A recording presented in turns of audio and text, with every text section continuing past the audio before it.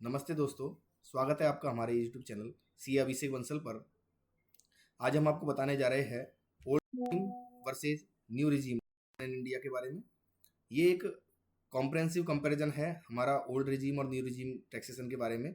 Basically 2020 के budget के अंदर सबसे पहले इंडिया में इनकम टैक्स के अंदर न्यू रिजीम लाया गया, जिसमें सारी डिडक्शंस को हटा दिया गया और कहा गया कि आपको जो है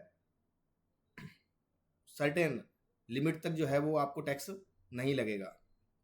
ये एक नया रिजीम का जो है टैक्सेशन जो है वो 2020 में सबसे पहले ये कंसेप्ट लाया गया।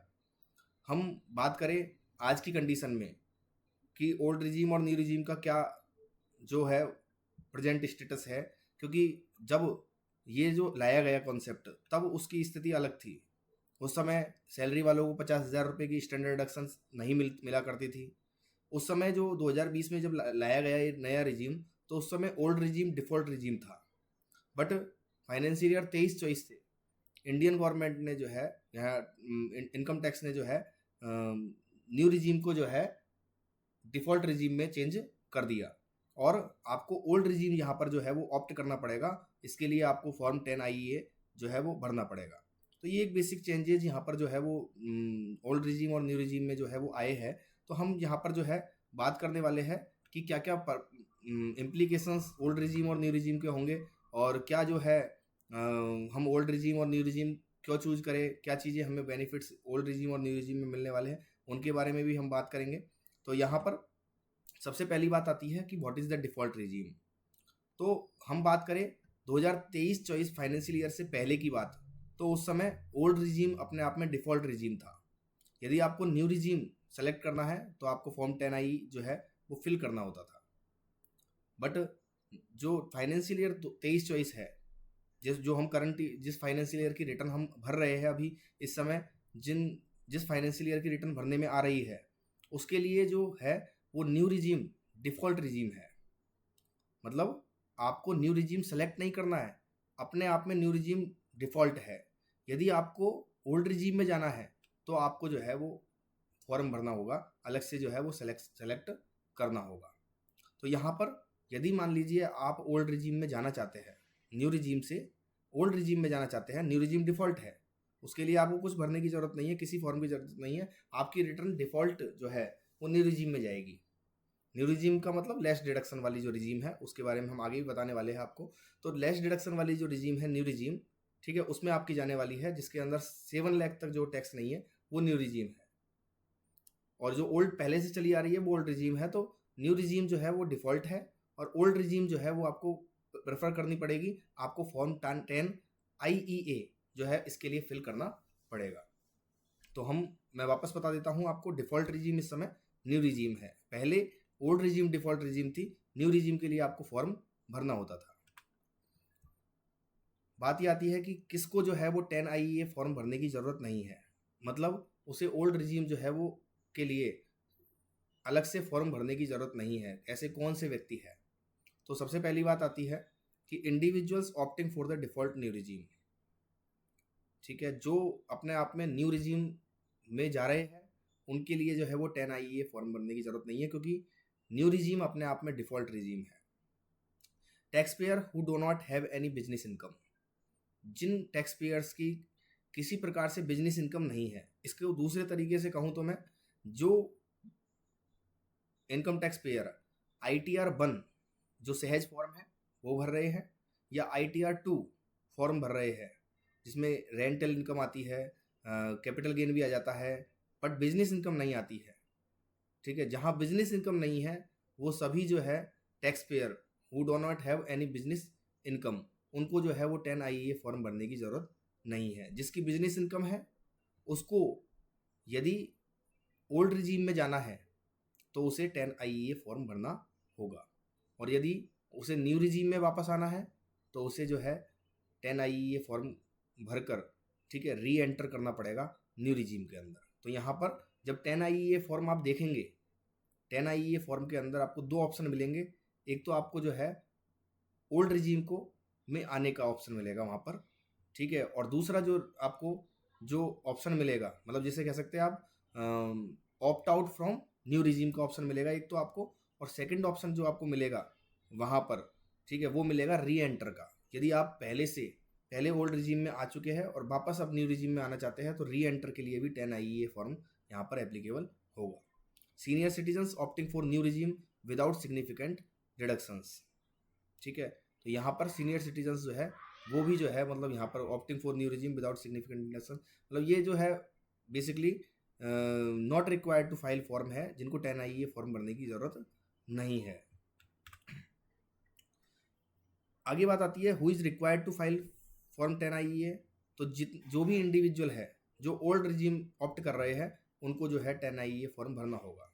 जिनकी बिजनेस इनकम है उनको ओल्ड रिजीम में जाने के लिए 10 IEA फॉर्म भरना होगा। जिनकी केवल सैलरी इनकम है, जो बिजनेस इनकम नहीं रखते हैं, उनको 10 IEA फॉर्म भरने की ज़रूरत नहीं है, उनको मैं पहले ही बता चुका हूँ।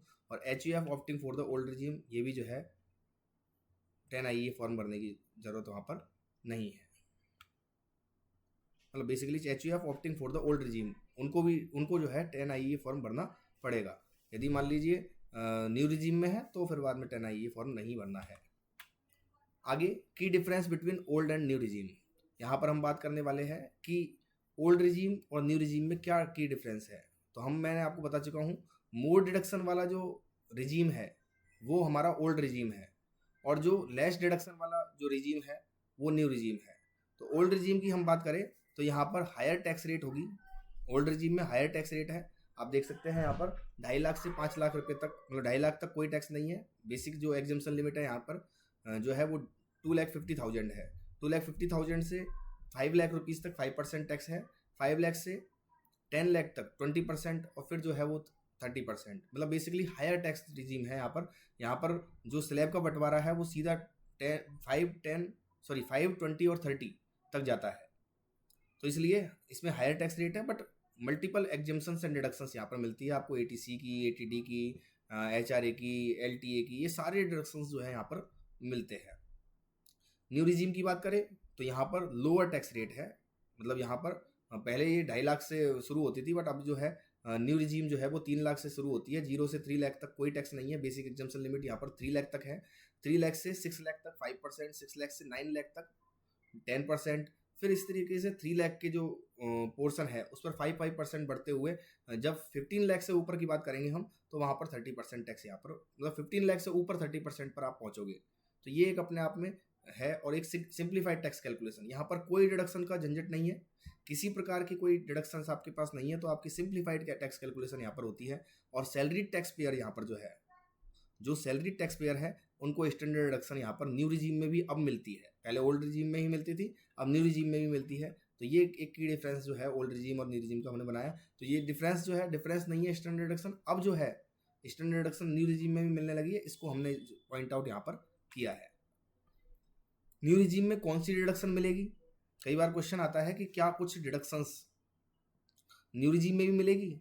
तो हम बात करते हैं उन डिडक्शंस की। तो no deductions under section 80C, 80D, 80E, 80G, ये सब जो है डिडक्शंस जो है वो न्यू रिजीम में नहीं मिलेगी। ठीक है। स्टैंडर्ड डिडक्शंस जो है 50,000 की वो आपको मिल जाएगी यहाँ पर, ठीक है, यहाँ पर मिल जाएगी। और इसके अलावा employer contribution to NPS up to 10% of salary, जो हम एम्प्लॉय कॉन्ट्रीब्यूशन जो है 80CCD सबसेक्शन 1 में आता है, बट जो एम्प्लॉयर कॉन्ट्रीब्यूशन टू NPS होता है वो 80CCD सबसेक्शन 2 में आता है। उसकी डिडक्शन आपको अपनी सैलरी के 10% तक, चूँकि वो 10% तक ही अलाउ होता है, तो इसलिए employer contribution to NPS up to 10% जो सैलरी है वो आपको यहाँ पर जो है न्यू रिजीम के अंदर ही मिलेगी, जैसा ओल्ड रिजीम में मिलती है।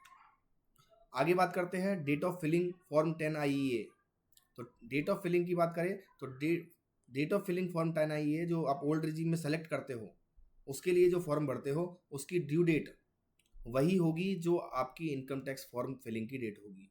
जैसे फॉर एग्जांपल आप नॉन ऑडिटेड फर्म हो या नॉन ऑडिटेड एंटिटी हो या सैलरीड पर्सन हो, तो ऐसे केस में आपकी जो रिटर्न भरने की डेट होती है, जो ITR भरने की डेट होती है वो 31 जुलाई होती है। तो आपका 10 IEA फॉर्म भरने की डेट भी जो है वो 31 जुलाई ही होगी। और यदि मान लीजिए आप ऑडिटिंग फर्म है, मतलब ऑडिट आपकी होनी है, ठीक है, ऑडिटेड होगी, आप ऑडिटेड आपकी फर्म है, तो ऐसे केस में जो है आपको 30 सितंबर आपकी जो है वो आपकी ऑडिट की डेट होती है, ऑडिट ITR की।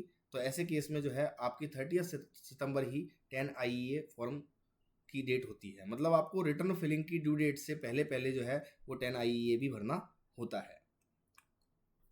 टैक्स रेट कंपेरिजन की बात करें तो आप देख सकते हैं यहाँ पर, यह आपको पता होगा कि ओल्ड रिजीम के अंदर जो है वो हायर टैक्स रेट्स है। यहाँ पर 2.5 लाख तक कोई टैक्स नहीं है, 2.5 लाख से 5 लाख तक 5% टैक्स लगेगा, 5 लाख से 10 लाख रुपए तक 20% टैक्स लगेगा, और 10 लाख से ऊपर यहाँ पर 30% टैक्स लगेगा। और यहाँ पर आपके पास ओल्ड रिजीम के अंदर 12,500 की आपको रिलीफ मिलती है, ठीक है। उसके कारण आपको यहाँ पर यदि आपकी इनकम 5 लाख से कम है, नॉर्मल इनकम, तो ऐसे केस में आपको कोई टैक्स नहीं लगने वाला है, क्योंकि 2.5 लाख तक तो कोई टैक्स है ही नहीं। 2.5 लाख से 5 लाख तक जो 5% टैक्स लगेगा वो 12,500 होगा, 12,500 रुपये होगा, और 12,500 रुपये आपको रिबेट के रूप में मिल जाएंगे। इसलिए 5 लाख रुपये तक की इनकम जो वाले हैं ओल्ड रिजीम के अंदर, उनको कोई टैक्स नहीं लगता है। ये ओल्ड रिजीम की बात है। ये डिडक्शन वाली रिजीम है, इसके अंदर आपको सारी डिडक्शंस मिलती है।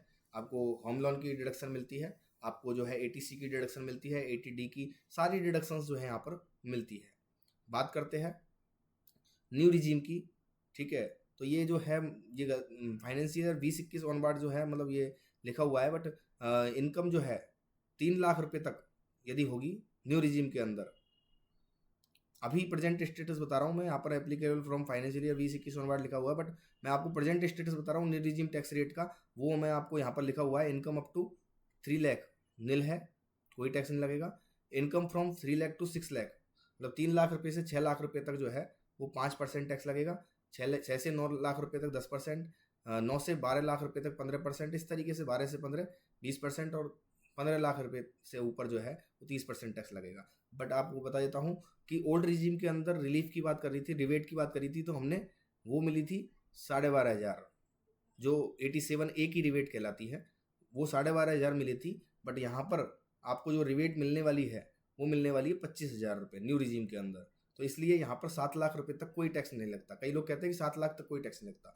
7 लाख तक टैक्स इसलिए नहीं लगता क्योंकि यहाँ पर आप कैलकुलेशन करेंगे तो 3 लाख रुपये तक नील टैक्स है, 3 लाख से 6 लाख रुपये तक काउंट करोगे तो 15,000 रुपये टैक्स होता है, और फिर आपकी 6 से 7 लाख रुपये को कवर करोगे तो 10% टैक्स रेट है। तो 1 लाख रुपये आपके 6 से 7 के बीच में है, तो 1 लाख रुपये पर 10% होता है 10,000, और 3 लाख से 6 लाख पर 15,000 काउंट कर चुके हम ऑलरेडी। तो टोटल मिलाकर जो टैक्स होगा वो 25,000 रुपये होगा, और उतना ही आपको रिबेट मिल जाएगी। इसलिए यहाँ पर 7 लाख तक कोई टैक्स नहीं लगता है। बट बात यह कि आपकी यदि कोई स्पेशल रेट इनकम आ गई तो ऐसे केस में जो है उसमें भी टैक्स आपका लग जाएगा, क्योंकि वहाँ पर जो है स्पेशल रेट से टैक्स लगता है। तो ये जो है एक बेसिकली इस चीज़ के बारे में आपको जो है किसी न किसी टैक्स कंसल्टेंट से जो है वो सलाह लेनी चाहिए कि किस तरीके से उसको जो है स्पेशल रेट को ट्रीट करें और नॉर्मल रेट को किस तरीके से ट्रीट करें। आगे बात आती है decision criteria for choosing the regime. क्या डिसीजन क्राइटेरिया होगा आपका, आप रिजीम चूज कर रहे हैं तो जहां हम बात करें जो लोअर इनकम ब्रैकेट वाले व्यक्ति है, जो 7 लाख से नीचे वाले हैं या 7.5 लाख, यदि सैलरीड पर्सन है तो 7.5 लाख रुपए से नीचे है, तो उनको जो है वो न्यू रिजीम में फ़ायदा रहेगा, क्योंकि उनको बिना किसी डिडक्शन दिखाए वो आराम से जो है वो बिना टैक्स के अपनी रिटर्न भर सकते हैं। क्योंकि 7.5 लाख रुपये यदि उनकी इनकम है तो 50,000 रुपये उनको स्टैंडर्ड डिडक्शन मिलेगी, और उसके बाद जो है उनकी 7 लाख रुपये इनकम बचेगी। तो उस पर जब टैक्स कैलकुलेशन होगी तो उनका टैक्स कैलकुलेशन जो मैंने आपको प्रीवियस टेबल बताई थी उसके अकॉर्डिंग उनका जो टैक्स बनेगा वो 25,000 बनेगा 7 लाख के लिए, और 87A में उनको 25,000 की रिबेट मिलेगी, और उस रिबेट से जो है उनका टैक्स जो है वो 0 हो जाएगा। जहां हायर इनकम ब्रैकेट होता है 15 लाख से ऊपर, ये बात हम जानते हैं कि 10 लाख से ऊपर 30% टैक्स लगता है ओल्ड रिजीम में, और 15 लाख से ऊपर 30% टैक्स लगता है जो है न्यू रिजीम में। परंतु जब 15 लाख से ऊपर की बात करें तो 15 लाख से ऊपर दोनों ही रिजीम में 30% टैक्स लगता है। तो जब आप 15 लाख से ऊपर की कंडीशन में पहुंच जाएंगे तो वहां पर आपकी रेट सेम हो जाएगी उस जगह 15 लाख से ऊपर वाली इनकम के लिए। तो ऐसे केस में दोनों ही रिजीम एक सिचुएशन में आ जाएगी कि 30% टैक्स दोनों में लगना है। तो उस केस में आपकी डिडक्शन वाली रिजीम जो है वो काम आएगी। जब आप वहाँ बात करेंगे तो वहाँ पर आपको डिडक्शन वाली रिजीम काम आएगी, क्योंकि वहाँ पर आप डिडक्शन से जो है वो अपनी इनकम को जो है कम ब्रैकेट में जो है वो ले जा सकते हैं। ठीक है, तो यहाँ पर एक जो है, यहाँ पर हम देख सकते हैं हायर इनकम ब्रैकेट जो है 15 लाख से ऊपर वाले, ठीक है, उनको जो है यहाँ पर ओल्ड रिजीम से वो जो है अपना टैक्स कैलकुलेशन करेंगे, तो अपने आप जो है उनकी टैक्स रेट जो है वो कम आ सकती है यदि वो अच्छी डिडक्शंस जो है वो रखते हैं। तो आगे हम बात करते हैं अवेलेबिलिटी ऑफ एग्जम्पशन और डिडक्शन। तो हम बात कर सकते हैं if you can multiple exemptions and deductions under the old regime it might result in a lower tax liability compare to new regime. यदि मान लो आपके पास अच्छी डिडक्शंस है, अच्छे आपके पास एग्जम्पशंस है, तो आपको ओल्ड रिजीम जाना चाहिए, क्योंकि एटीसी ये सारी चीज़ें जो है वहाँ मिलने वाली है। स्टैंडर्ड डिडक्शन दोनों में मिलती है आपको। और अदर बेनिफिट की बात करें तो आप ये बात देख लीजिए कि एनपीएस कंट्रीब्यूशन आप कितना कर रहे हैं, होम लोन का इंटरेस्ट डिडक्शन कितना है आपका, ठीक है, उसके अकॉर्डिंग आप ये कैलकुलेट करें कि मेरा ओल्ड रिजीम में कितना टैक्स लग रहा है और न्यू रिजीम में कैसा टैक्स लग रहा है। न्यू रिजीम में कोई डिडक्शन नहीं है, केवल आपको जो डिडक्शन मिलने वाली है वो 50,000 की स्टैंडर्ड डिडक्शन मिलने वाली है सैलरीड केसों में, और इसके अलावा आपको जो डिडक्शन मिलने वाली है वो आपको मिलने वाली है एनपीएस कंट्रीब्यूशन जो एम्प्लॉयर द्वारा किया गया है एटीसीसीडी सबसेक्शन 2 के अंदर। ठीक है, बाकी सारी डिडक्शंस आपको केवल ओल्ड रिजीम में मिलेगी। तो दोनों के अंदर आप देखें, कैलकुलेट करें और टैक्स कैलकुलेट करके दोनों का जो है कंपेरिजन करें। हम बात करते हैं जनरल गाइडलाइंस की on which regime might be beneficial. तो हम बात करते हैं सैलरीड पर्सनस के लिए, सैलरीड इंडिविजुअल के लिए। तो यदि मान लीजिए सैलरीड पर्सन के पास मिनिमम एग्जम्पशन और रिडक्शंस है तो उसको न्यू रिजीम अच्छी रहेगी, ज़्यादा एग्जम्पशन और रिडक्शंस है तो उसको जो है ओल्ड रिजीम अच्छी रहेगी। बिजनेस इनकम की बात करें तो बिजनेस वाले ज़्यादातर बिजनेस वाले जो है वो न्यू रिजीम में उनको इसलिए फ़ायदा मिलता है क्योंकि उनको ज़्यादा रिकॉर्ड जो है वो मेंटेन नहीं करना पड़ता, ज़्यादा डिडक्शंस मेंटेन यहाँ पर नहीं करनी पड़ती। तो न्यू बिजनेसमैन जो है, और वैसे भी बिजनेसमैन जो है वो अपनी इनकम को ज़्यादातर जो इन्वेस्टमेंट होते हैं, ट्रेडिशनल इन्वेस्टमेंट होते हैं, जो कि ओल्ड रिजीम में जिनकी छूट मिलती है, वो ज़्यादातर डिडक्शंस वो क्लेम नहीं करते हैं, तो उनको ज़्यादातर न्यू रिजीम में फ़ायदा मिलने वाला है। और न्यू रिजीम की बात करें फॉर सीनियर सिटीजन, तो यहाँ पर सिंप्लीफाइड कैलकुलेशन है न्यू रिजीम की। तो ज़्यादातर सीनियर सिटीजन जो होते हैं उनकी पेंशन जो होती है, सीनियर सिटीजन पेंशनर बन जाते हैं, तो उस पेंशनर व्यक्ति के लिए जो है वो 7 लाख रुपए से कम उनकी जिनकी पेंशन आती है, या 7.5 लाख रुपए से कम जिनकी पेंशन आती है, उनको कोई टैक्स नहीं देना। तो उनको न्यू रिजीम बेनिफिशियल रहेगा, उनको किसी प्रकार की डिडक्शन नहीं डालनी होती है, उनको सीधी रिटर्न भरनी होती है, तो वो आराम से जो है यहाँ पर रिटर्न न्यू रिजीम में भर सकते हैं। उनके लिए न्यू रिजीम में ज़्यादा फायदा मिलने वाला है। और जो इंडिविजुअल होम लोन लेके है और उनका होम लोन का इंटरेस्ट अमाउंट ज़्यादा है, यदि प्रिंसिपल अमाउंट ज़्यादा है तो फिर एक अलग बात है, बट इंटरेस्ट अमाउंट ज़्यादा है तो ऐसे केस में जो है न्यू रिजीम आपके लिए बेनिफिशियल नहीं होगी, ओल्ड रिजीम आपके लिए बेनिफिशियल होगी। तो एक सिनेरियो हम बात करें तो 3 सिनेरियो हम यहाँ पर बना रहे हैं। लो इनकम लो डिडक्शन, तो आपको ऑप्ट फॉर न्यू रिजीम। यदि आपके इनकम भी कम है और डिडक्शंस भी कम है तो आपको न्यू रिजीम पे जाना चाहिए, सिंप्लीफाइड रहेगी, लो टैक्स रेट रहेगी। यदि आपकी हाई इनकम है और हाई डिडक्शंस है तो ऐसे केस में आपको जो है ओल्ड रिजीम में जाना चाहिए, क्योंकि आप 15 लाख से कम ज़्यादा इनकम पे जाएंगे तो दोनों जगह आपकी 30% रेट पे पहुंच जाओगे आप, तो उस जगह आपकी डिडक्शंस जो है वो आपको फ़ायदा देने वाली है, तो इसलिए आपको जो ओल्ड रिजीम में जाना चाहिए। और तीसरा जो सिनेरियो है मिड इनकम मॉडरेट डिडक्शंस, तो आपको जो है दोनों के अंदर कंपेरिजन करना चाहिए। ये बेसिकली जो ओल्ड रिजीम और न्यू रिजीम का जो बेसिक डिफरेंस है ना, वो बेसिकली किसके लिए है, मिडिल क्लास के लिए है। जो बिल्कुल लोअर क्लास है वो टैक्स से छूट है उसकी, वो न्यू रिजीम में जाएगी, क्योंकि 7 लाख रुपए तक कोई टैक्स नहीं लगने वाला है और सैलरीड केस में 7.5 तक कोई टैक्स नहीं लगने वाला है। और जो हायर वाला है 15 लाख से ऊपर वाला, और यदि उसके पास ज़्यादा डिडक्शन है तो वो जो है ओल्ड रिजीम में जाने वाला है। और बीच वाले को जो है वो दोनों को कंपेरिजन करना पड़ेगा, ओल्ड रिजीम में कितना टैक्स लग रहा है और न्यू रिजीम में। तो ये जो है बेसिकली ये कंपेरिजन सबसे ज़्यादा जो करना होता है वो करना होता है 7 लाख से ऊपर इनकम वाले और 15 लाख से नीचे वाले इनकम वालों को, दोनों का ही कंपैरिजन करना चाहिए कि ओल्ड रिजीम में कितना टैक्स लग रहा है और न्यू रिजीम में कितना टैक्स लग रहा है, और कम जहां लगेगा वहां पर उसको जो है वो ऑप्ट करना चाहिए। तो न्यू रिजीम डिफॉल्ट है तो वहाँ ऑप्ट करने की जरूरत नहीं है। और यदि मान लीजिए आप ओल्ड में जाना चाहते हैं तो ऐसे केस में 10IE फॉर्म भर के आपको जो है ओल्ड ऑप्ट करनी पड़ेगी। और सैलरीड पर्सन जो है, मतलब नॉन बिजनेस इनकम जिनकी है, उनको जो है वो किसी प्रकार का फॉर्म भरने की जरूरत नहीं है। अब बात कर लेते हैं हम कंक्लूजन्स की। तो हम अभी तक हमने ये समझा कि पहला तो अंडरस्टैंडिंग ऑफ टैक्स रिजीम आपको समझना पड़ेगा कि ओल्ड रिजीम में क्या डिडक्शंस मिलती है, क्या आपको एग्जम्पशंस मिलती है, और न्यू रिजीम में कौन सी मिलती है, और ओल्ड रिजीम में क्या टैक्स रेट है और न्यू रिजीम में क्या टैक्स रेट है, इसके बारे में हमने समझा। कंपेरिजन ऑफ टैक्स रेट्स, हमने टैक्स रेट्स का कंपेरिजन देखा यहाँ पर। फॉर्म 10IA के बारे में समझा हमने कि हमें 10IA तब भरना है जब हम न्यू रिजीम, क्योंकि डिफ़ॉल्ट रिजीम है वो, उसमें उससे हम बाहर आते हैं, हम ओल्ड में आते हैं, ठीक है, और हमारे पास बिजनेस इनकम जो है वो है, तो हमें 10IA भरना है। यदि बिजनेस इनकम नहीं है तो हमें नहीं भरना है। डिडक्शंस एंड एग्जेम्पशन जो है वो हमें देखना पड़ेगा, दोनों में क्या क्या है। डिसीजन क्राइटेरिया जो होगा वो इनकम लेवल के अकॉर्डिंग, डिडक्शंस जो है हमारी उनके अकॉर्डिंग जो है हम डिसीजन करेंगे कि हम ओल्ड रिजीम जाना है या न्यू रिजीम जाना है। उसके मैंने 3 सिनेरियो आपको यहाँ पर जस्ट प्रीवियस स्लाइड में बताए थे, ठीक है। और डिफरेंट प्रोफाइल पर अलग अलग इफेक्ट पड़ता है, जैसे मतलब मैंने आपको बिजनेसमैन पर अलग इफेक्ट बताया, सैलरीड पर्सन पर अलग इफेक्ट बताया, सीनियर सिटीजन पर अलग इफेक्ट है, तो उस अकॉर्डिंग जो है यहाँ पर अलग इफेक्ट होता है। आगे बात करते हैं तो कैसे हम इन्फॉर्म डिसीजन करें, तो कि हम ओल्ड रिजीम में जाना है या न्यू रिजीम में जाना है। तो हमें अपना इनकम लेवल देखना है, assess your income level, deductions calculate कीजिए अपनी कि क्या क्या डिडक्शंस है आपकी, स्टैंडर्ड डिडक्शंस आप कंसीडर कीजिए अपनी कि 50,000 रुपये दोनों में मिलती है अभी इस समय, तो इसलिए ये अपने आप में कॉमन है। इवेल्युएट अदर बेनिफिट्स, जो भी बेनिफिट्स आपको मिलने वाले हैं अलग डिडक्शंस के, 80CCD सबसेक्शन 1 के, 80D के और सबके, तो वो आपको इवेल्युएट करो।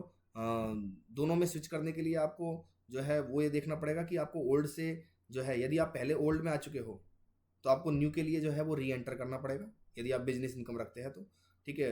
और यदि मान लीजिए आप न्यू से है और ओल्ड में जाना चाहते हैं तो आपको 10IA भरना है। तो स्विचिंग आपको आनी चाहिए कि आपको स्विच किस में से करना है। तो पहले आपको देखना पड़ेगा कि पहले आप कहाँ थे, अब कहाँ आना है, तो ये आपको देखना पड़ेगा। बेसिकली डिफ़ॉल्ट रिजीम आपकी न्यू रिजीम है, डिफ़ॉल्ट रिजीम आपकी न्यू रिजीम है, आप उसमें से स्विच इन और स्विच आउट जो है वो कर सकते हैं। आपको स्विच आउट होना पड़ेगा और फिर बाद में यदि मान लो वापस न्यू रिजीम में आना है तो री एंटर करना पड़ेगा। पर्सनल फाइनेंशियल गोल्स आपको देखने पड़ेंगे कि यदि मान लो आप ज़्यादा डिडक्शंस और एग्जेम्पशन करते हो, ज़्यादा इन्वेस्टमेंट करते हो, तो उस अकॉर्डिंग आपको ओल्ड रिजीम करनी पड़ेगी ऑप्ट, और नहीं तो फिर बाद में न्यू रिजीम आपकी है ही है। प्रोफेशनल एडवाइस जो है वो आपको लेनी पड़ेगी, जहाँ पर आप जो है यदि मान लो डायलेमा में हो, आप डिसाइड नहीं कर पा रहे हो कि ओल्ड रिजीम में जाना है या न्यू रिजीम में जाना है, कैसे आपकी कैलकुलेशंस होगी, तो आपको प्रोफेशनल एडवाइस जो है, एक्सपर्ट एडवाइस ज़रूर लेनी चाहिए। और इसके अलावा न्यू टैक्स प्रोविजंस के बारे में आपको अपडेट रहना पड़ेगा, क्योंकि जो है कहीं ना कहीं ये ओल्ड रिजीम और न्यू रिजीम के दो स्टेटस बनते हैं। यदि मान लो गवर्नमेंट या तो ओल्ड रिजीम को ख़त्म करेगी या फिर न्यू, यदि ओल्ड रिजीम को आगे तक रखती है, तो ऐसे केस में जो है वो आगे तक टैक्स पेयर को जो है वो अपडेट रहना पड़ेगा कि न्यू रिजीम के अंदर कौन से चेंजेज आ रहे हैं और ओल्ड रिजीम के अंदर कौन से चेंजेज आ रहे हैं। तो दोनों के अकॉर्डिंग जो है वो देखना पड़ेगा कि कौन सी जगह है हमारी टैक्स लायबिलिटी, क्योंकि न्यू रिजीम के अंदर कहीं ना कहीं न्यू रिजीम को और इफेक्टिव बनाने के लिए गवर्नमेंट चेंजेज आगे करेगी, उसमें और डिडक्शंस या एग्जेम्पशन डाल सकती है न्यू रिजीम के अंदर भी। तो ऐसे केस में जो है वो आपके लिए जो है वो अपडेट रहना पड़ेगा आपको कि आप जो है न्यू रिजीम में क्या चीज़ें हैं, क्योंकि पहले न्यू रिजीम के अंदर भी 2.5 लाख रुपए तक की एग्जेम्पशन थी, परंतु अब 3 लाख हो गई, उसकी टैक्स रेट्स में भी चेंजेस हुए हैं। तो ये सब चीज़ें जो है वो आपको जो है वो अपडेट रहना पड़ेगा। तो आज के लिए वीडियो में इतना ही। यदि आपको ये वीडियो अच्छी लगी तो हमारी वीडियो को लाइक कीजिए, कमेंट कीजिए, शेयर कीजिए और हमारे चैनल को सब्सक्राइब करना मत भूलिए। Thank you.